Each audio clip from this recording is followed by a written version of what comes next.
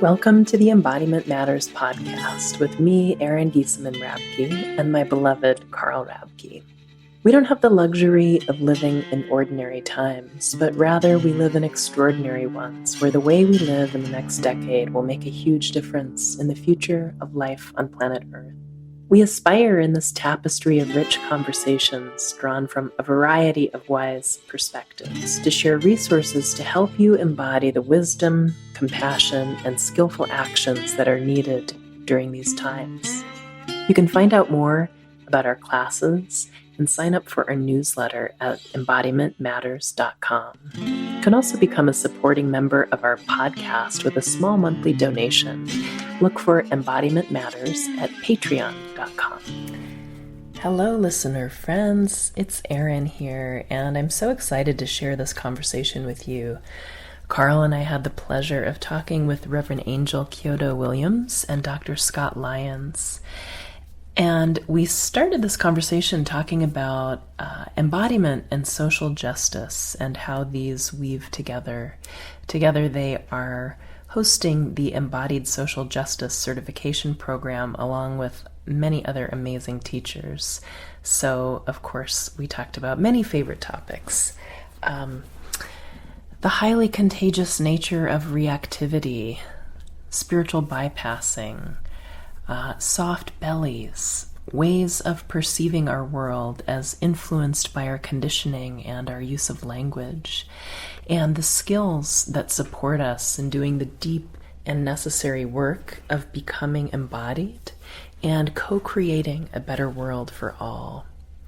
We got to dive into talking about liberation and cancel culture, the practice of minding our own business, and the essential foundation of contemplative and somatic practices for doing any kind of racial healing work. These are two wonderful human beings and skilled teachers, and we think you're going to love this rich conversation as much as we did. You can learn more about this embodied social justice training by going to theembodied-social-justice-certificate. And if you didn't catch all that, you can look at our show notes or just Google Embodied Social Justice Certificate. Dr. Scott Lyons is dedicated to teaching embodiment as a way of exploring human development, healing, growth, and transformation.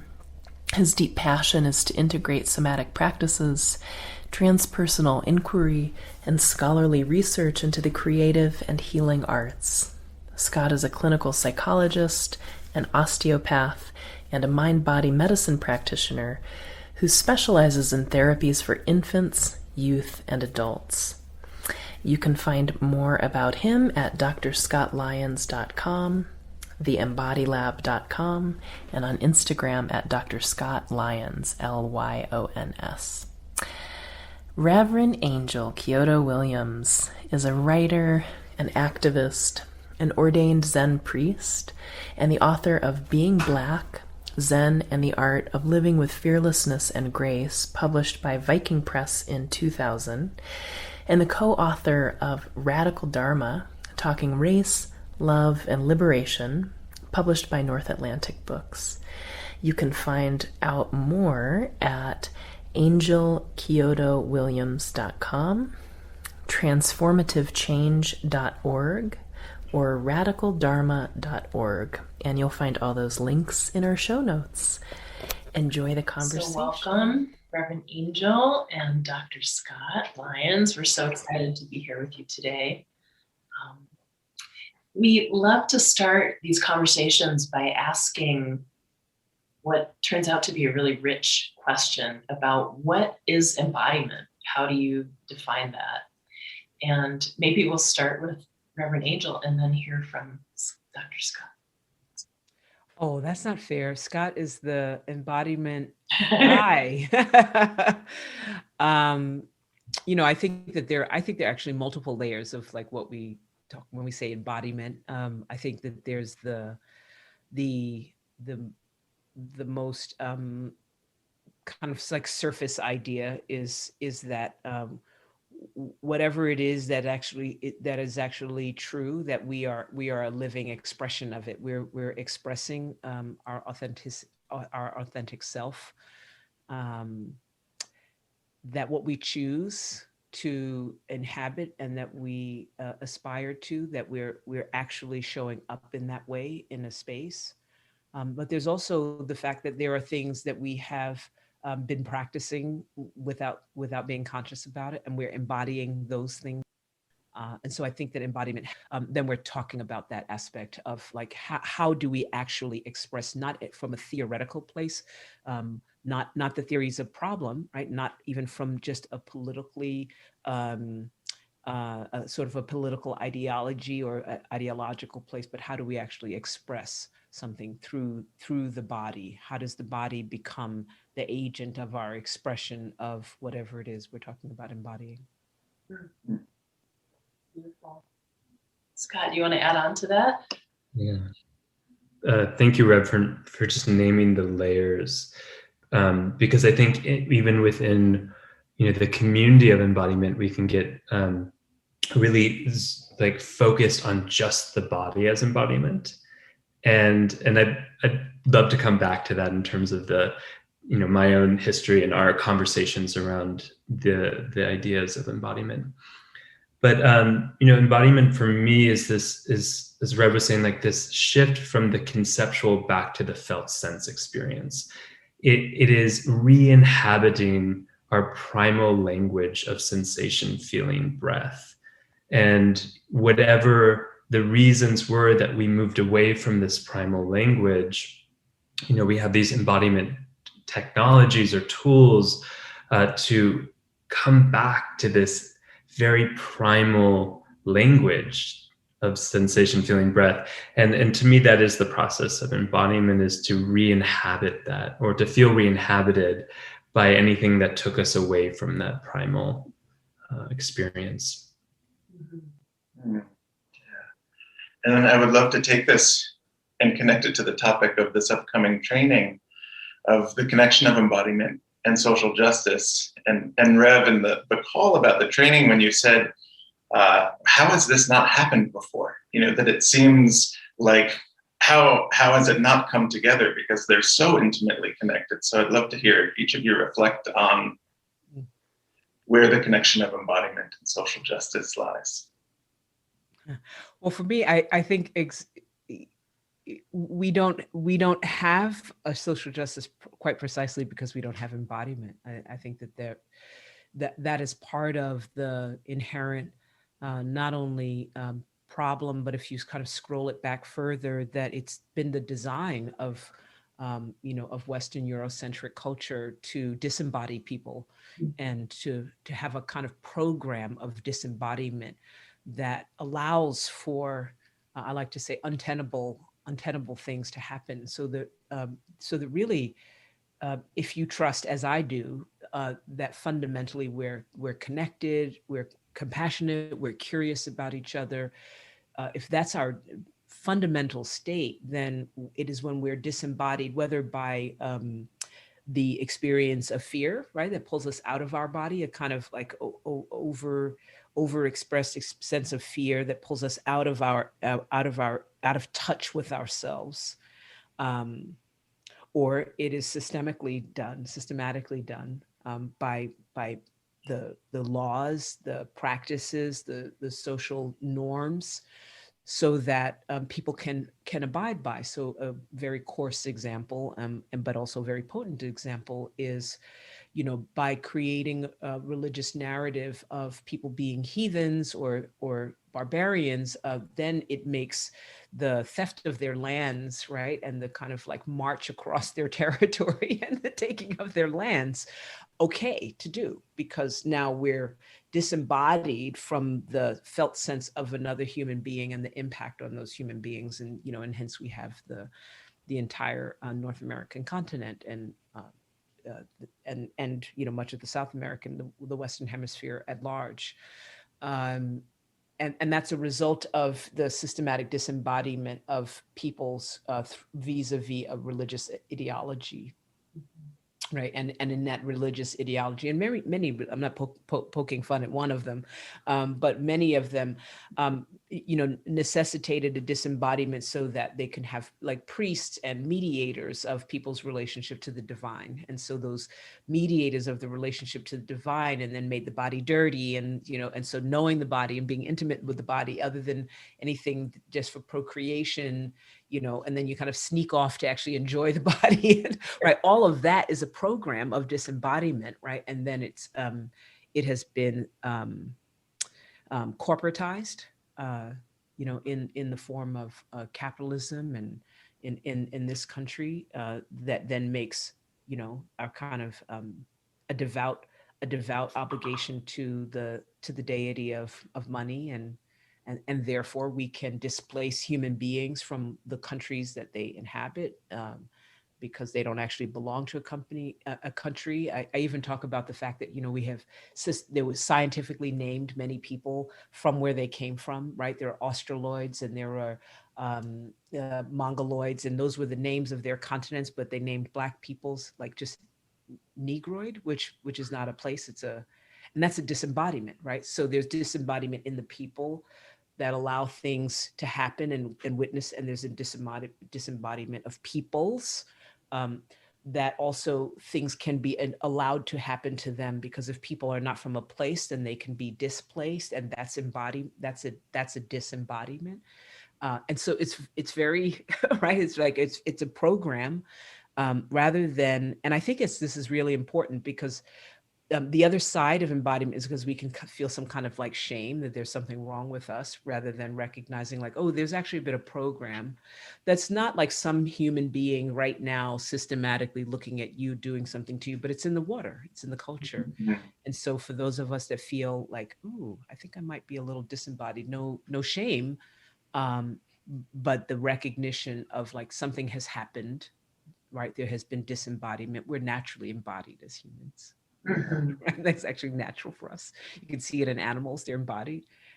So that project of disembodiment is something that we want to bring right, and from there, justice will emerge organically, because the human system won't tolerate, right? An embodied human system won't tolerate the kind of injustice that we see. So beautifully said. Scott, do you want to add on to that? No.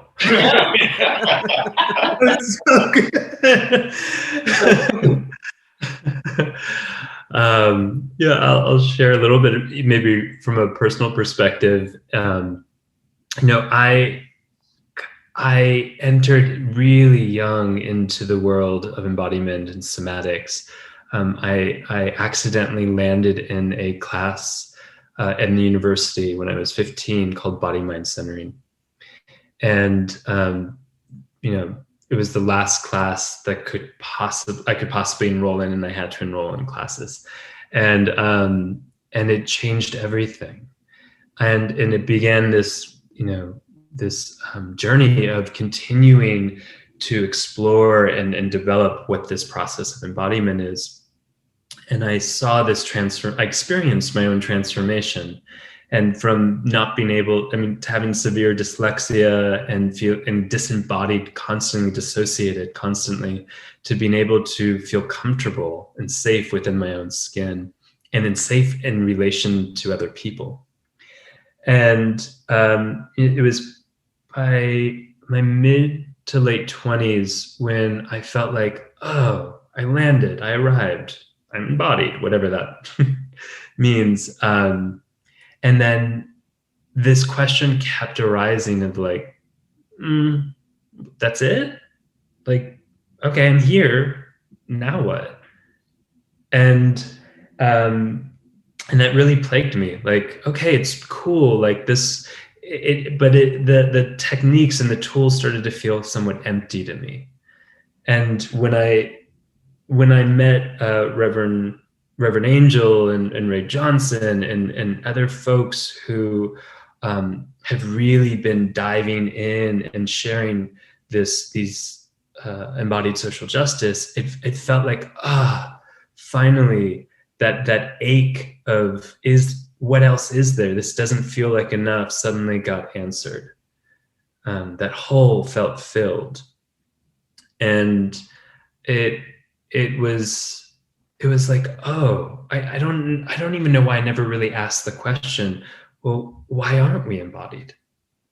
Like it took so long to just get to that point of feeling okay to inhabit myself that I never even asked that question.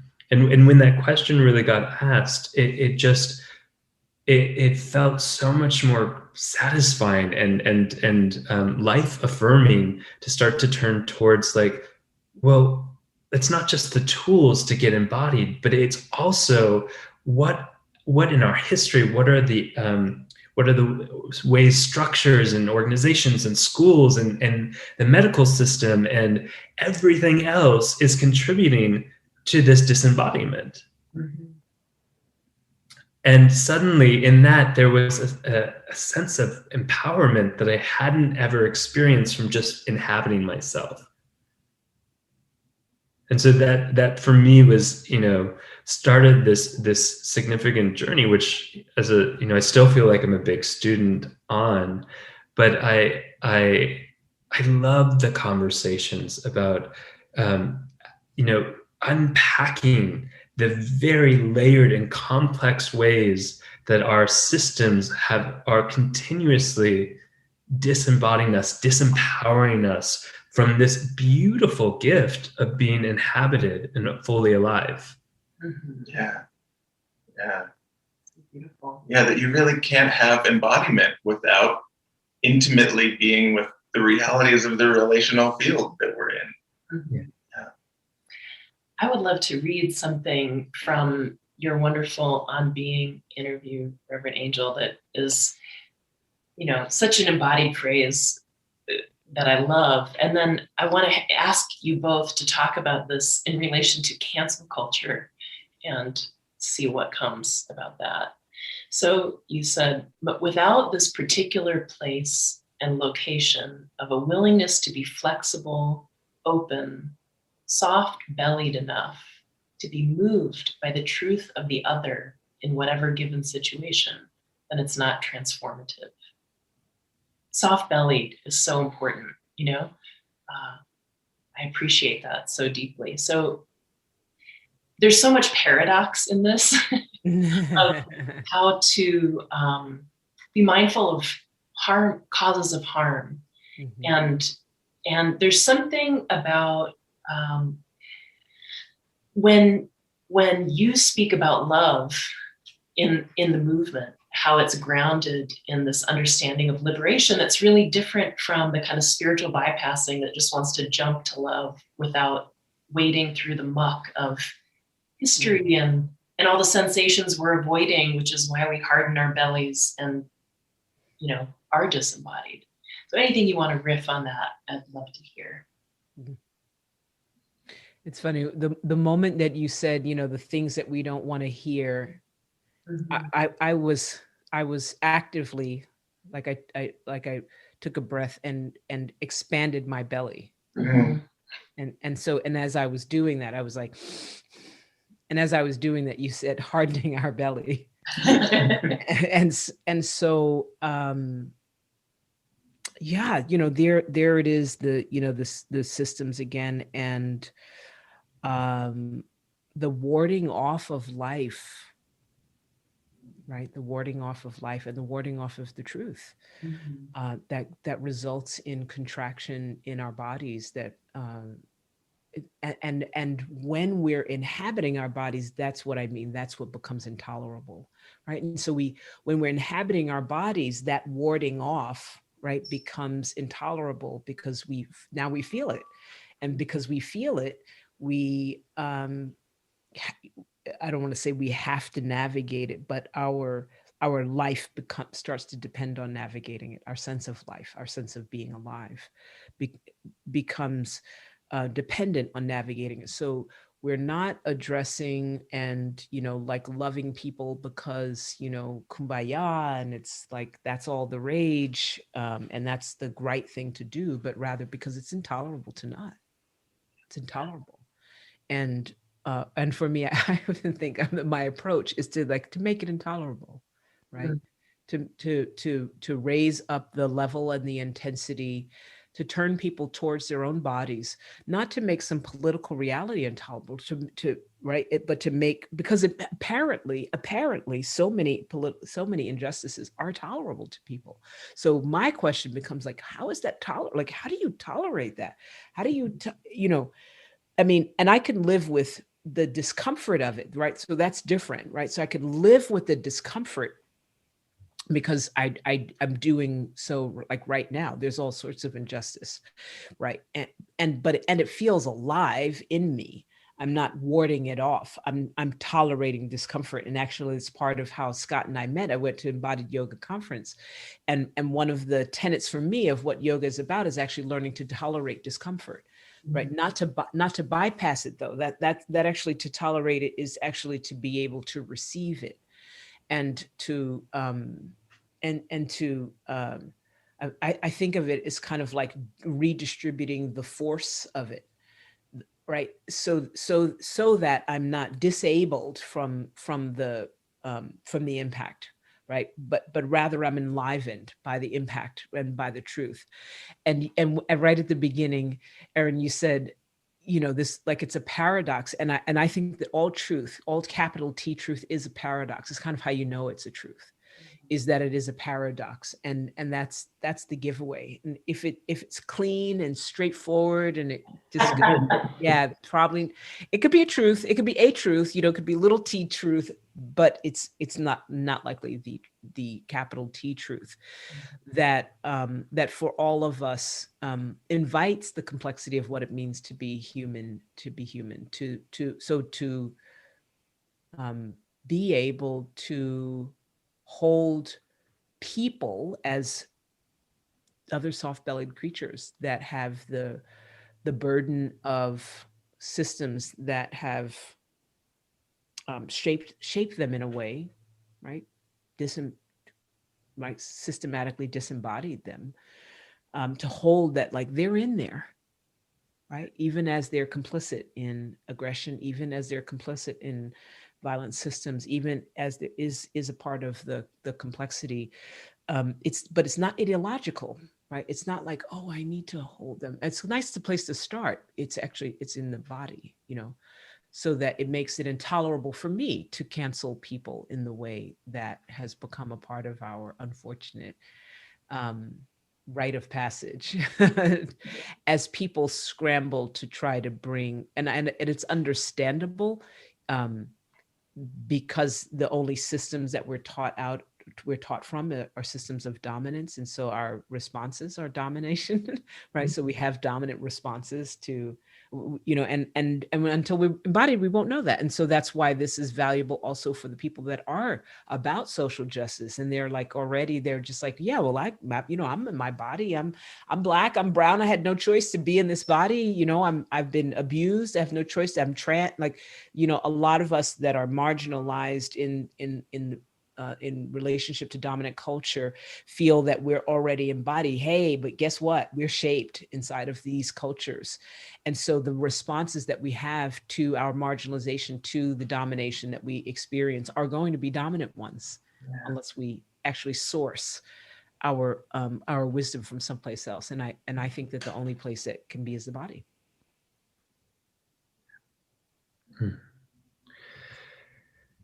Cancel culture. Yeah.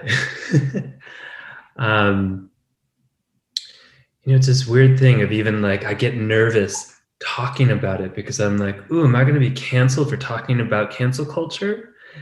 And there's like this eggshell experience of wanting to talk about, how do we express when we have felt hurt? And in doing so, not dehumanize another person for their humanness of hurting other people. Like, if we recognize that it is in part of the paradox or complexity of being human is we make mistakes. And we carry our own traumas, and we carry our own confusion, and we carry our own systemic compression and colonization and misunderstandings that land in the cells of our body so deeply that we cannot see or feel or hear the hurt that we might be creating.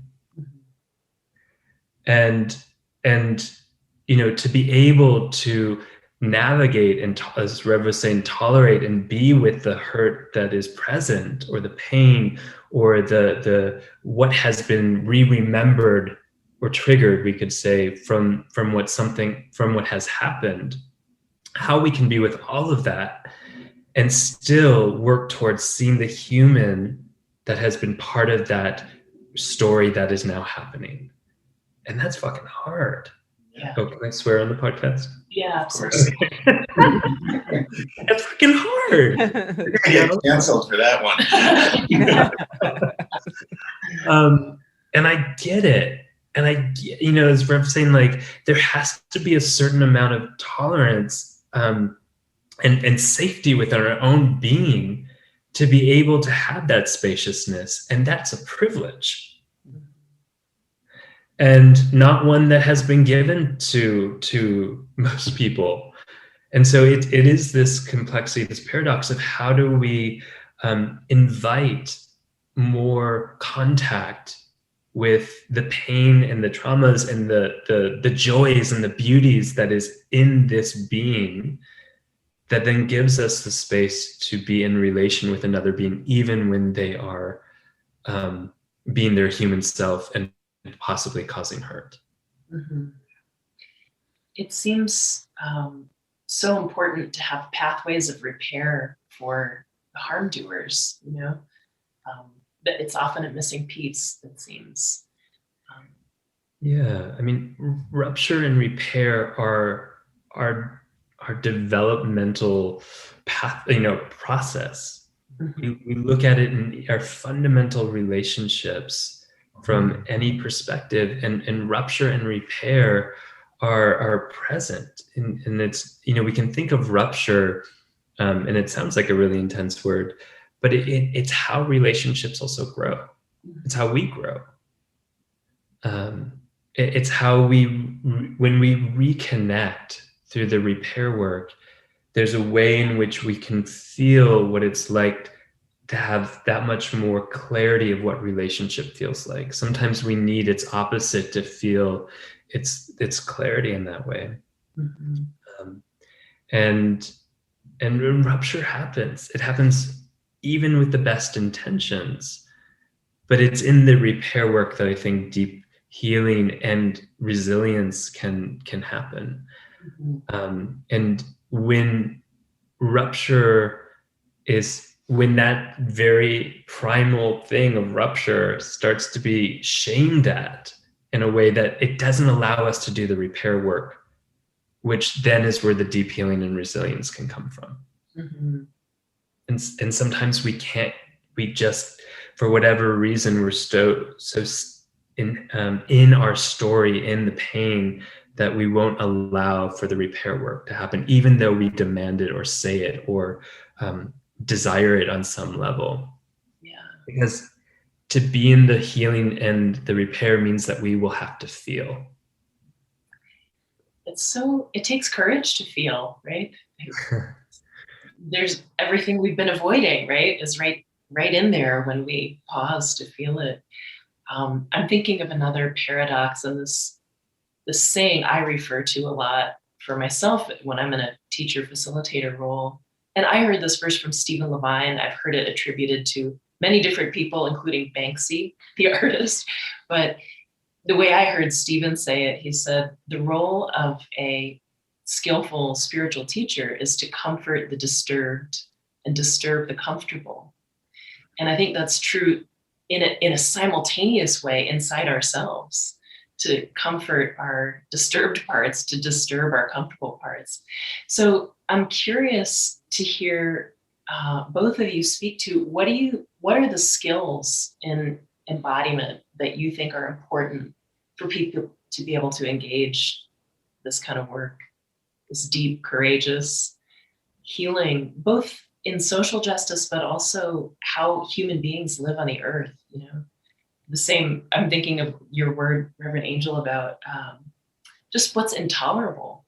And it is so clear. Oh my God, clear cutting, mountaintop mining, it's intolerable if we're present to our own experience of it. So what do we need? What kind of skills do we need to be able to have the courage to feel or be disturbed or let that in and respond skillfully? Yeah, you know, when you said, I mean, so when you said clear cutting, right? Like I had a visceral response. Yeah. Right. And you said like mountaintop, like it's like I have a visceral response. And that's signs of life.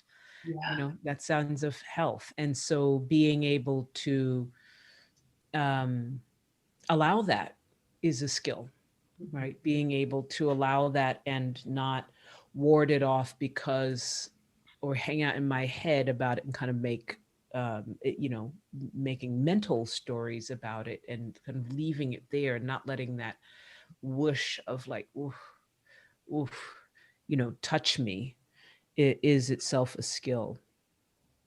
And I want to lift up something Scott said and say that part of the journey of being able to do any kind of repair work, I don't think Scott meant it this way, but I want to make sure it's clear for people that are listening. People that have been harmed and been systemically harmed, it's not necessarily their work to go and like do healing with, you know, like it's not like, oh, like now let's, you know, do some forgiveness with people's even that they feel have harmed them, because part of the skill is actually to have enough of a, and I kind of go back to yoga with this, you know, like a steady, comfortable seat with yourself, right? To have a steady, comfortable seat and a trust in yourself, an abiding trust in yourself that it enables us to be able to meet the world in its complexity, right? And I think that teaching that skill and having that be something as a part of, you know, and it's not a skill like a put it in your pocket and then done skill. It is an ongoing unfolding, you know, multi-layered, rich experience of, you know, you think you're feeling, and then it's like, woo, and now there's a new layer of feeling and and you keep surfacing things. So I think, I don't know if this is so much about a skill, but about a way of entering its willingness, right? And so to develop willingness, and I think willingness and trust are related to each other. There's like a little bit of willingness, you find some trust, you know, with the trust you develop more willingness, and so it's this circular reference that builds upon itself. And so I think that that's critical. And another, and I'll let Scott say, another skill I believe is critical is actually to be able to, I like to say, like, to mind your business. I feel like in the process, we're sort of so bombarded with needing to be right. Speaking of cancel culture, needing to be right and needing to have the, you know, get out there and like say all the right things about, you know, the political realities or the social realities and so on. There's actually a period of time that one needs to mind your own business and like pay attention to what's going on for you, because our systems have been so corrupted by external ideas, we don't even know what's ours, right? And so even our reactivity is not necessarily ours. It's, you know, what we've been trained to do. And if you don't believe that, you can just say it's very unlikely that all of a sudden millions of people suddenly became aware that what we need to do is start to cancel people. Like, we're just following a trend, you know, we're just sort of riding this thing, and the rage that we feel and sense of being irate, all of that is, I'm not saying that those feelings are not true, but what we do with them, right? As we sort of have surfaced something for ourselves, surfaced, you know, old information about like how not okay, right? The things that happen that are that the Me Too culture, I mean, Me Too movement has responded to. Like, we're surfacing those things, but our response to them, right, is like outward. And we're going and minding other people's business and making, you know, like all of like what should happen rather than dealing with like what's going on in us. And that's, I think that's critical, is actually to be committed to one's own liberation as a pathway through which we get to collective liberation. And that there's a paradox for you. Before we hear from Scott, which I'm excited to hear, I would love to ask, when you spoke about willingness and trust in what? Your own responsiveness, trust in safe culture? Like, what are you growing trust in? Yeah, I've developed this term, all these little hyphenated terms, and one of them is like, your own being, right? Because yourself has so funny connotations. So you could say trust in yourself, but it's your own being, because yourself has been shaped also, right, by the conditions and realities that you, and the time, the temporal time, the region, the culture, and so on. So it's pointing at something that's underneath even like the notion of a self, of a constructed, designed, shaped self that is partial, internal, but also extraordinarily. I mean, we don't have, a dear friend of mine, Greg Snyder, is a Zen teacher, and he says, we don't have an individual self. We have a private self. We are collective. Our so-called self turns out is collective. It doesn't have an entirely any existence that's separate from mutuality, from all of existence. And there's an own what I call it is an own being. In a Zen tradition, might call it your original face, right? Who you were before your mother was born.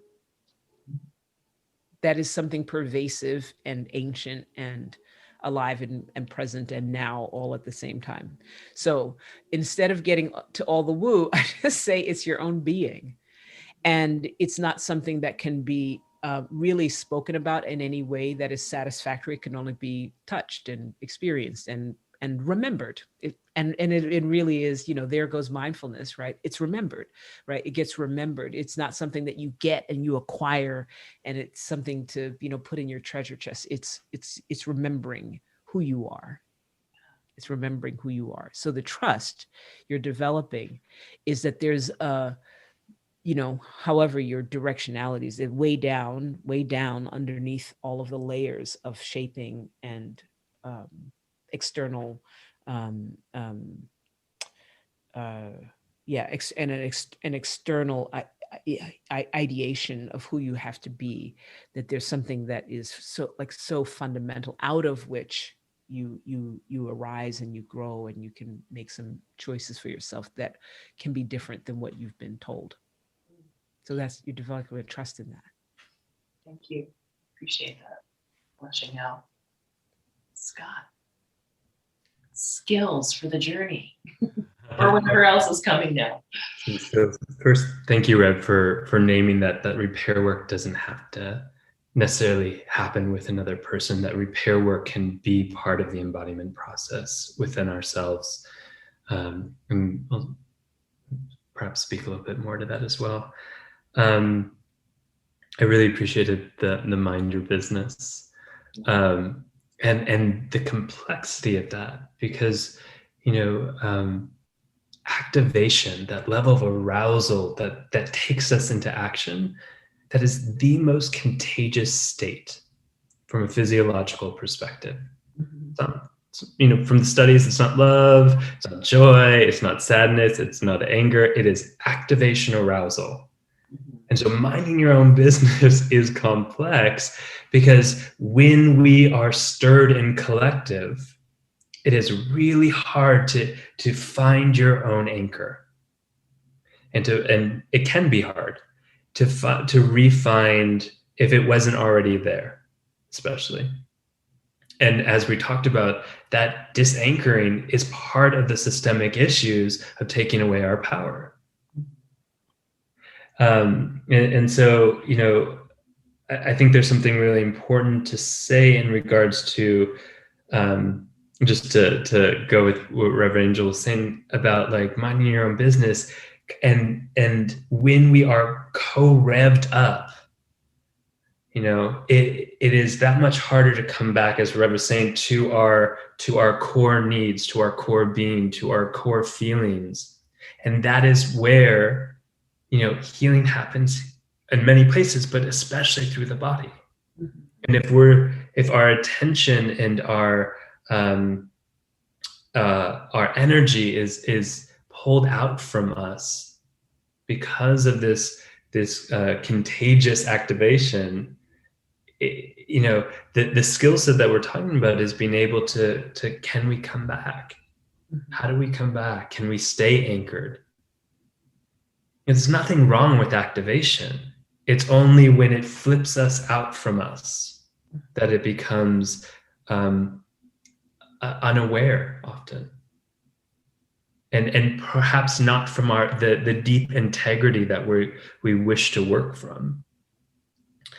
And I also think, in terms of the repair work, I think that unraveling the systemic conditions, I mean, that's the way I'm particularly interested in, is unraveling the layers to which we have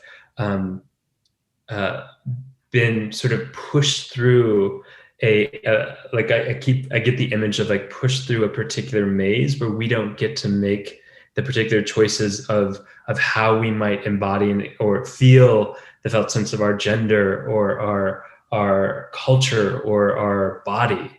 Yeah, I mean, there's that famous study that was done with cats that I love.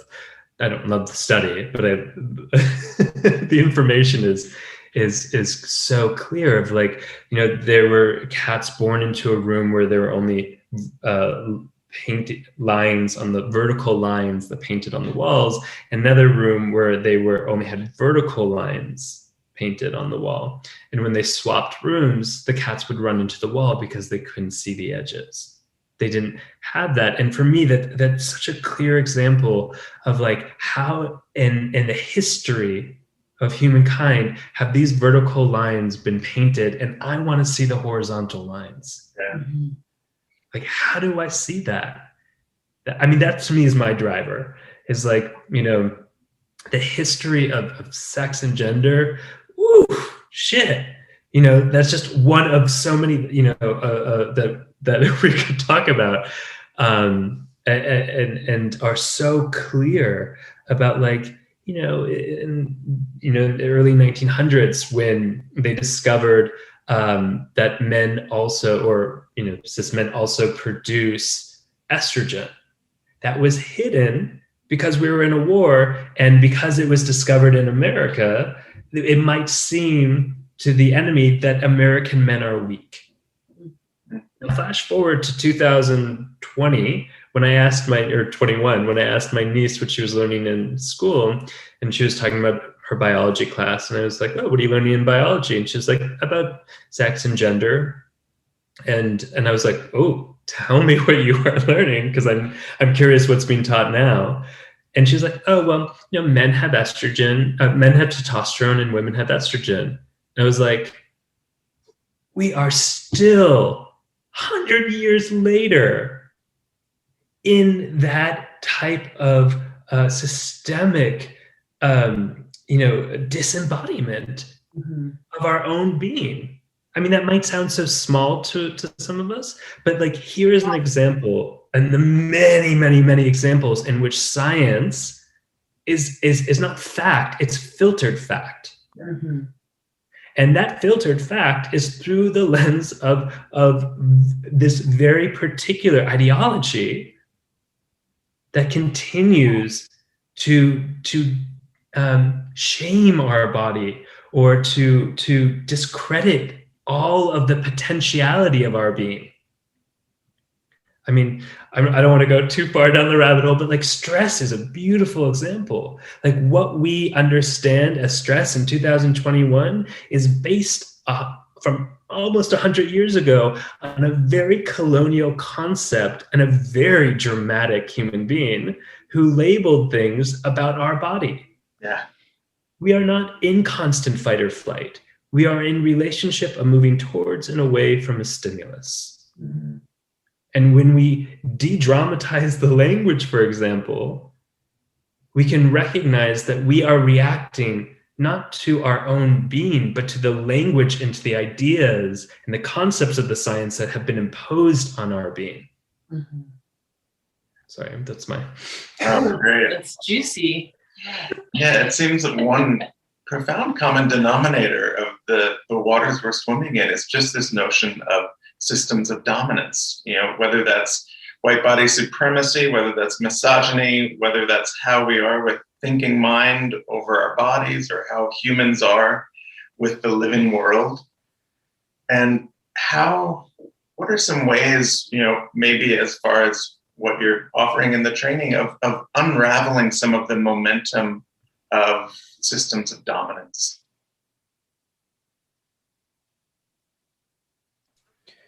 I think we have to start with the dominance in our own bodies, and that's the project of embodiment, is to be able to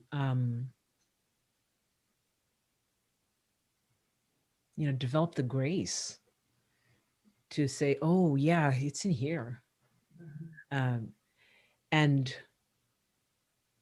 the Einstein quote of like, you can't solve a problem with the same thinking that got you into it. And so therefore, if we are sourced, right, in other words, if our thinking, our imagination about what is possible, how we work with things, how we solve the challenge, right, of dominance comes from dominance, we have to find a different source.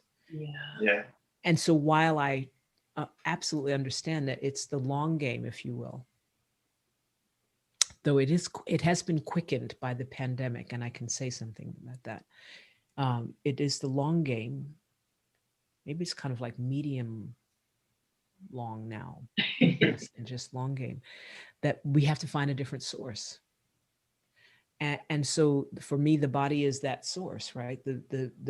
We have this notion out of the work I developed from my book called Prophetic Praxis. We have these five pillars of Radical Dharma, and it's a framework for liberation.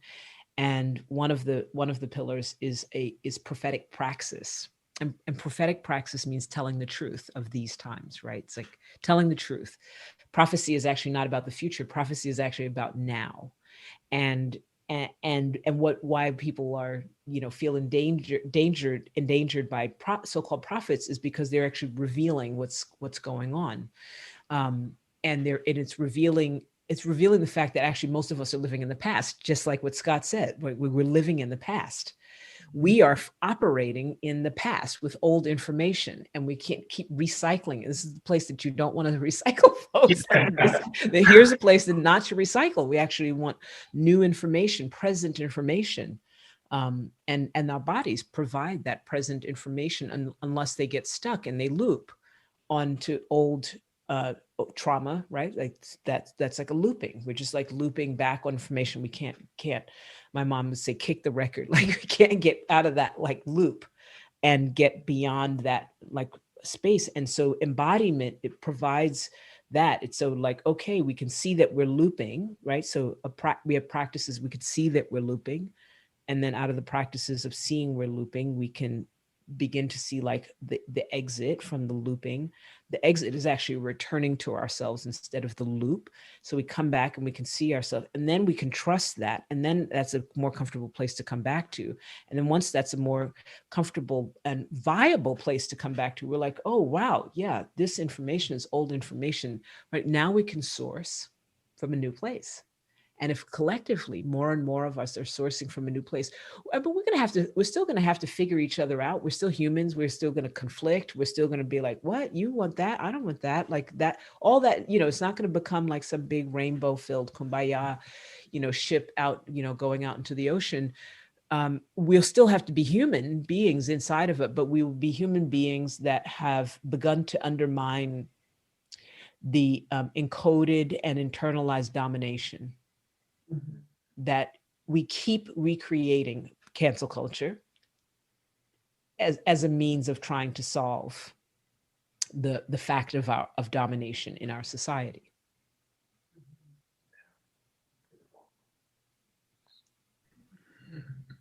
Oh, can I say one more thing? Mhm. You know, the short way is that we have to invoke, right, the aspiration for our own liberation. Right. So we invoke liberation. We like, and that's maybe some people are like, what? Like, okay, now we're talking about, no, it's not woo. Like that liberation, literally meaning like liberated, right, from the pressure of domination that calls us to operate from domination. So that pressure of domination actually causes us to be complicit with domination because we can't see any other way out of it. And so by wanting to be free of that, wanting to be free of domination on us and in us, right? Because we can't see it on us if we don't see it in us, wanting to be free of it, then right, that we're kind of like on the new spiral where we're heading, we're going someplace. Mm-hmm. It's wonderful.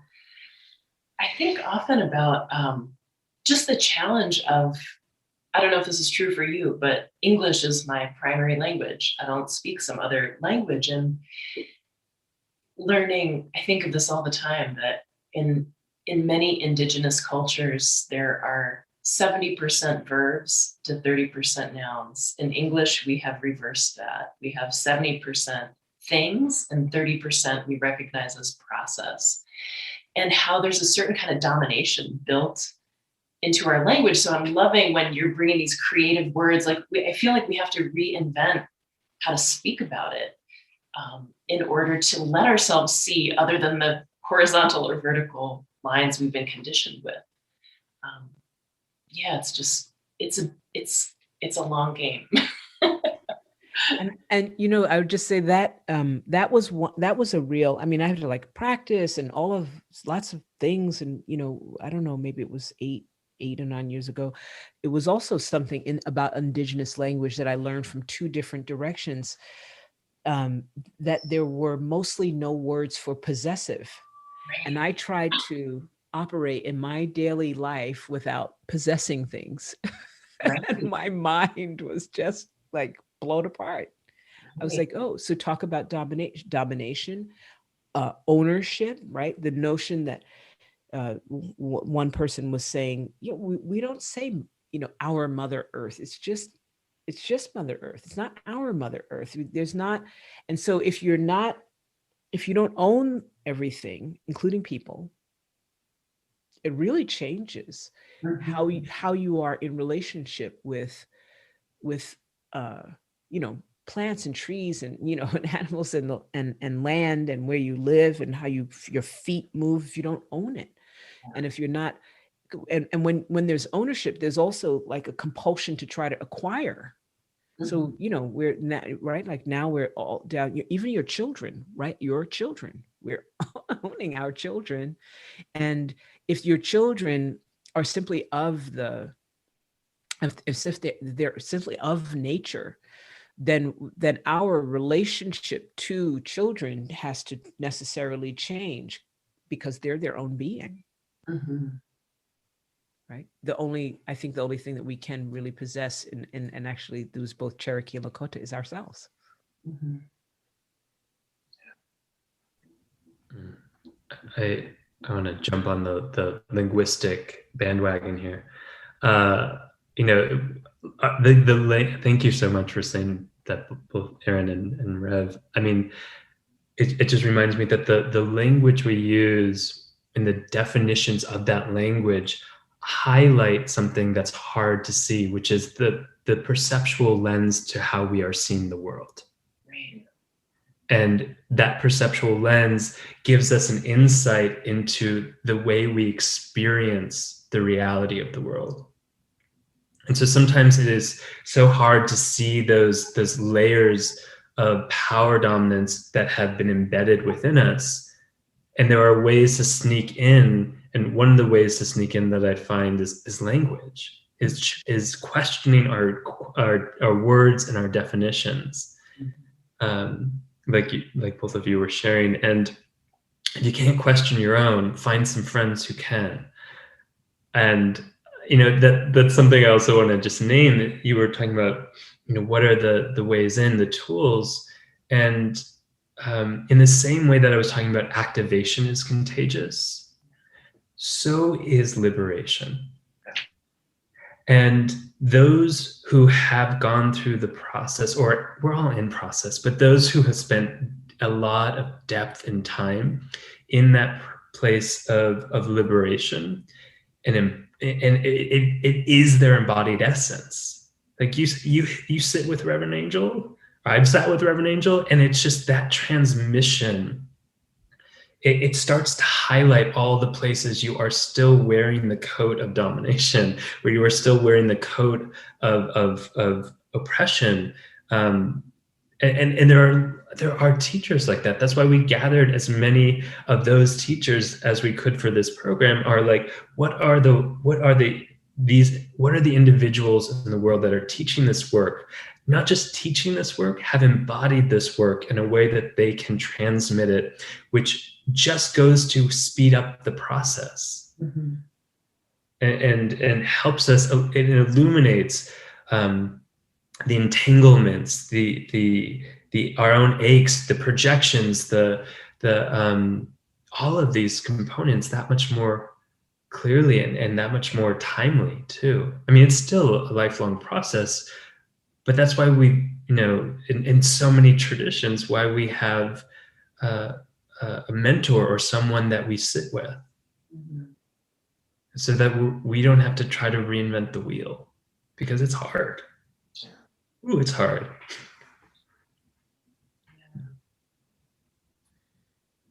Do you have one, Carl? I do. I do. Okay, go ahead.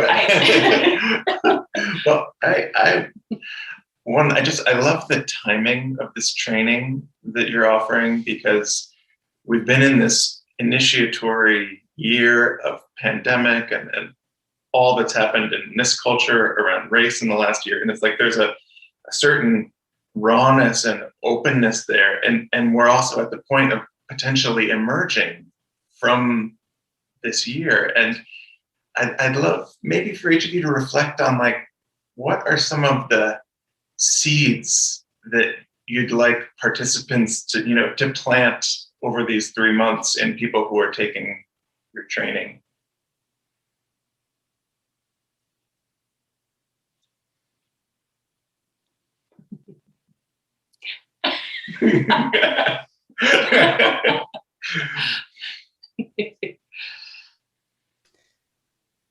That Scott goes first. That's a seed. Scott, you mean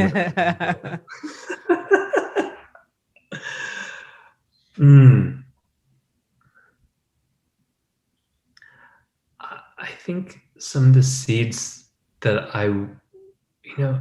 it's hard for me to say because I don't want to impose. And still I have a wish. And that wish, I would say, is there's a way in which through the 3-month program that it would give a support and an anchoring that we were talking about before, an anchoring into a deeper anchoring into oneself that allows for that process of reflection and liberation. And it's not the hope that people come out of the 3 months as they're embodied or they're an embodied social activist or anything like that, but it's the sense that there's a community, there's a growing dialogue and conversation and practice that is embodied social justice, and that there are people in this collective process of liberation. And I just want to name so many traditions have already been in that collective process of liberation. And so this is not being reinvented. It's just being offered by a lot of folks who have done that work deeply. And it's moving and it's inspirational and it's meaningful to do that work with these folks. And it's never happened before that these folks have gathered in one place to offer that sort of unified transmission in a program like this. And it's really, I mean, I don't know, if anything, I just hope that people get the right to bathe in that. It's beautiful. Maybe that's my wish, is just that people get to bathe in that, and what emerges from that bath, there's just so much support for that. You know, I think I opened with really what the seeds are that I want to plant. You know, those I trust the human heart. You know, I trust the human heart when we are situated in abiding in our bodies. It doesn't mean I'll agree with everyone with whatever they come out with, and so similarly, I don't want to, you know, impose something. I trust that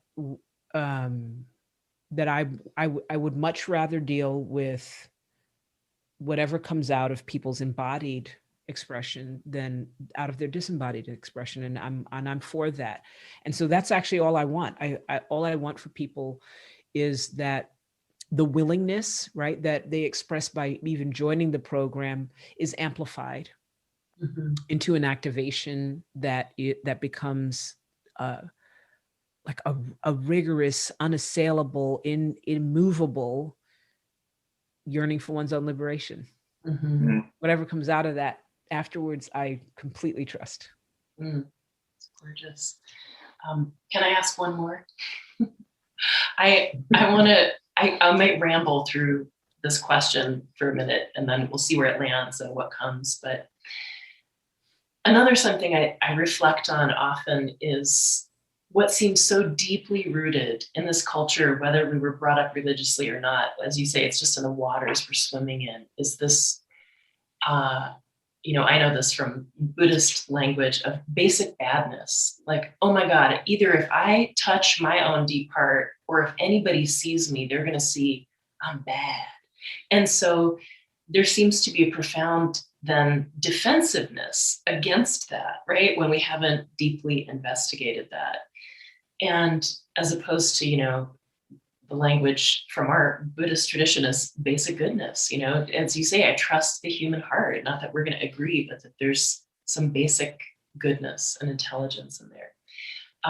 So starting with that, then I want to just share that, you know, sometimes being in contexts of people getting together and trying to do anti-racist education can be a shit show of reactivity. Like, as you said, it's fucking hard. Like, I've had sleepless nights and like standing in the shower, like, you know, writhing about like, God, it's hard. And so having been, you know, going through this for some years, not a super long time, but I'm not brand new to the conversation. And I was talking with one of my dear friends who just has, you know, newly held a group for people engaging this kind of work. And she was blown away. Like, oh, I had no idea that every participant who walks in the door is carrying 8,000 tons of ancestral baggage and their current defense against their basic badness and all of this stuff. Like, okay, get ready to be in the mess together. So we were talking about it, you know, her own, what's been struggling and what's worked well. And I said, through going through the ringer, I have come in the last, you know, year or two to the point, also in the deep ecology work I do connected with embodiment, also that if we are not coming from love for each other, for each other's uniqueness, for the earth, if it's not coming from that, it's probably going to be harmful actually in some way. And she said another friend of hers said, oh no, maybe, yeah, I can't remember. Another person in our circle said, for me, the bottom line is dignity, that I have to be able to have my own dignity to engage in this process. And on another On Being interview I listened to in the last month, can't remember his first name, Berger, he was a student of Elie Wiesel. And what Elie Wiesel said was, I'm holding the line that no one will be humiliated in my presence. So I'm curious, like, as you roll into this, you have a stellar I mean, both of you, what you bring and the people you're bringing seem like highly skilled. And it's like walking into the fire for some people. Like, okay, so how do you relate to what I'm talking about, both with basic badness or love or dignity or, avoiding, how do I want to say, not avoiding, because reactivity can happen in that, but like, what's the conditions that lets it feed toward liberation and not just spiraling the drain together? Mm-hmm. I think that's the end of my ramble question. Well, I want to start at the top. Is that okay, Scott? This is not a race training. So that's let's start there, right? That's not what this is. This is kind of a mind your own business, right? For the sake of the collective. Like, we're going to touch on different aspects of what it means to speak of embodiment, definitions, political history, but it's not so that we can now like get together and like work out our race stuff or our, stuff. So this is a really mind your business kind of certificate program. It's to get yourself together, right? It's like to get yourself and to get different perspective, lenses, vantage points into what might support and feed and nurture your own embodiment. So that's one thing. Yeah, basic badness, fundamental evil versus basic goodness is a very Eastern-Western split. I think for me, one of my big realizations was that, in the West, even as we hold to, Buddhism and yoga and all kind of Eastern cultures and perspectives, and we want them and we love them, we're actually funneling them through, basic evil, right? A fundamental evil. And so we aren't really situated mostly in the basic goodness that is the tenet of much of Eastern spirituality, not to create a false binary, but there is at least some kind of a course thing that we start out. Where we start from is not needing salvation, right? But rather to wake up to our own liberation, that we wake up, right? We just wake up to what is already so. So that's a very different trip, right? From there, I have to be and so basically my whole life is like scrambling to like be good enough. No wonder people are like just drowning in lack of worthiness, right? Their experience of themselves is like they lack, because we start out from a place of lack as an orientation, whether you're Christian or any other religion or not. Like, it is part of our social culture, right? It's imbued in our social culture that one has to become something in order to be considered worthy. And so the urgency, the not enoughness, that's the thing. At the bottom, Scott and I were just talking about this the other day. It's like the bottom of like the overwhelming number of people I talk to is like urgency, right? Everything that's lack of worth, right? Lack of self-worth, lack of worthiness is driving everything, driving urgency, driving productivity, driving killing themselves, driving smoking, drinking, drugging, sexing, male, female, marginalized, privilege, lack of self-worth. And it's baked in this system. Mm-hmm. So it's not your fault. And it's your responsibility. Right. So this program is really about helping people begin to take responsibility, because we can't be held accountable if we can't take account. We can't take account if we're not responsible, and we can't be responsible if we can't feel. Mm-hmm. So if we can't actually feel ourselves, we can't be responsible for what's going on, because we don't actually know what's going on. We don't know it. We're just kind of coasting on some, mental frameworks that are, completely well, it's not just that they're like insufficient. They actually set up to keep us, cordoned off. And the last thing is, I don't believe anyone should be doing any DEI work racial diversity, like any of it, without practice, contemplative practice, embodied practice built in. I don't even talk to folks. People are like, oh, could you do something? I'm like, if y'all willing to do some, contemplative practice? Yeah, well, it's too, End of conversation. So I don't actually contract with people to do DEI work.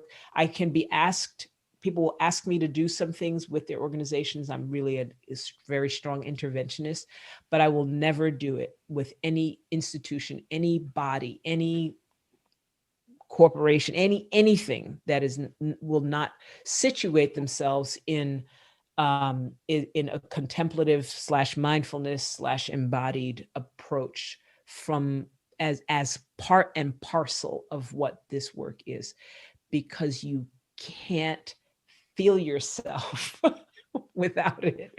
And if you can't feel yourself, it is all a shit show. And I'm not saying that it's like pretty, but the sense of being able to tolerate ourselves because we can tap into the basic dignity that comes from that trust in our own being is critical. Without it, you're gonna find some point which you're gonna just start spewing on everybody. Right. I love the ferocity with which you hold that, because also it seems that was my toned down version.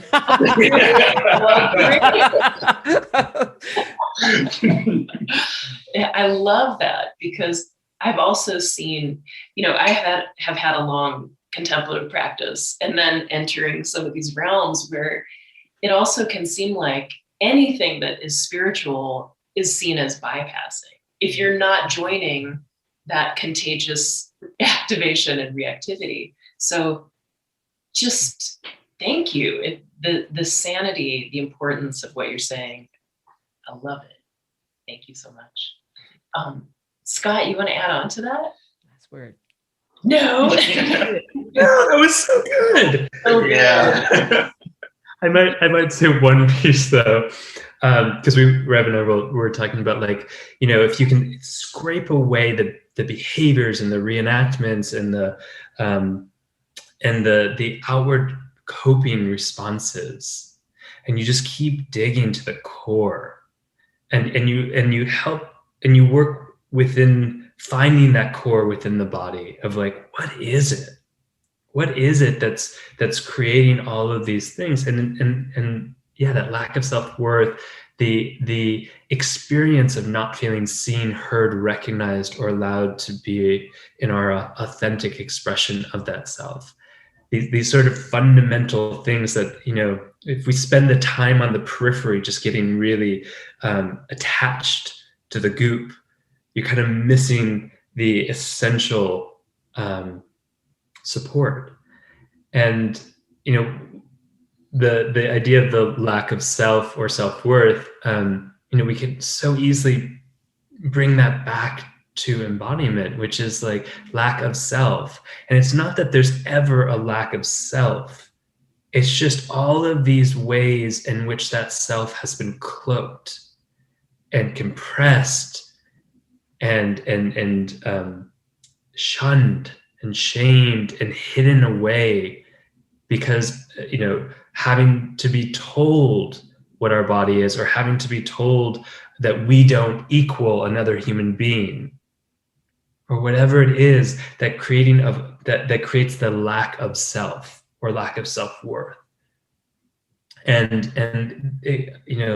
coming back to embodiment as the way that peels those compressions, those cloaks, those oppressive systems away to reveal that essence, that self that is interconnected with every single other aspect of nature. I mean, it's like if we took a forest and hid it, and then revealed, like revealed that cloak. It's like, oh yeah, this forest belongs to all the rest of the forest. Of course it does. We just missed that because it was cloaked. And so coming back to these essential pieces that are like, the lack of being seen, heard, recognized, the lack of self-worth, and just recognizing that there is such power. There is such power in this process of embodiment, of uncloaking and reconnecting, and it is contagious. May it spread. Yeah. Good. Mhm. Well, thank you both so much. Just real honor and privilege to spend this time together and really celebrate the training and what you're bringing forth in the world. And I hope it spreads far and wide. Mm-hmm. Thank you. And I really appreciate the questions. And Erin, when you were sharing, I was just like, oh yeah, I know that place, so much. And it's part of the drive for creating this program, is that it's like we're out there with no life preservers, trying to swim in the shark infested waters of 400 years, 800 years, depending on, thousands of years, depending on what domination you're talking about, of trying to claw back some space for our aliveness, and doing that without some kind of essential support is really just madness. Yeah. It's really madness, and as you said, it is harmful. Mm-hmm. I think we create more harm, and we set ourselves up for people never wanting to touch the work of trying to be made whole again. Right. Because it's harm. Scott and I talk about the difference between like hurt and harm. Mm-hmm.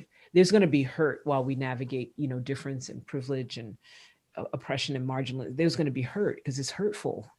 It's hurtful to know of it, and but we don't have to try to create more harm.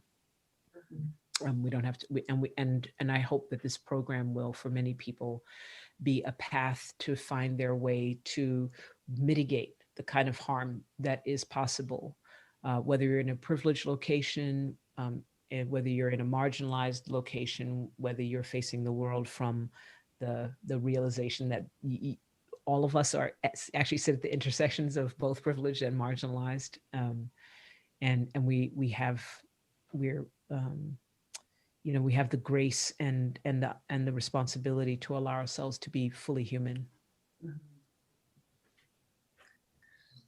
Yeah, I have to say one more thing before we close, which is I was out of town doing at a little writing cabin in Taos, but Carl said he went to your introductory call for this training program, and among, I don't know, 300 and something people, he said he was counting, it was one of like 5 white guys.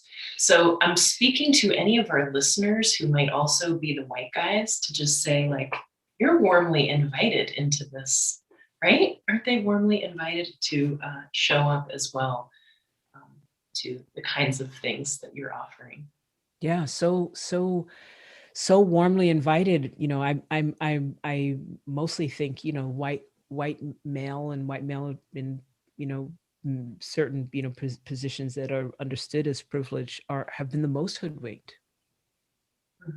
And that is masked in our society, and it's masked in our political discourse. We just want to make the white guys the ones that have it all and kind of like causing on the harm. It's like, no.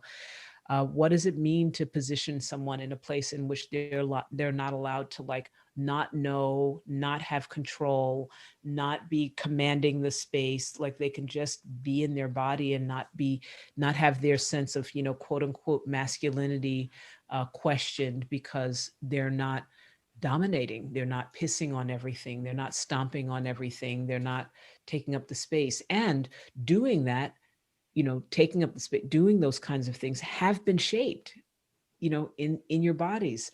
And so that's why we're here to mind our business and not to shame people for the ways that we've been shaped, but actually really support people in the opportunity to do their own learning and start to make choices. So maybe you'll be dominating and maybe you'll be pissing on everything, but at least let it be your own choice, right? Like at least let it be your own choice, and let yourself be clear that you are doing this of your own choice, not simply because your race, your gender, your location has subjected you to follow a certain set of rules that makes you no less a part of a system that has imposed itself upon you than anyone else. So good. So I just want to echo what Carl said. Thank you for your work in the world. So happy to talk to you today, and I hope we get to do it again. I feel like I want to hang out with you for many more hours and keep talking. Let's do it. Please come. Scott, thank you. Erin and Carl, thank you so much. Yeah, thank you. Thank you, Erin, Carl. Thank you. Thank you so much for listening. We hope you enjoyed the conversation.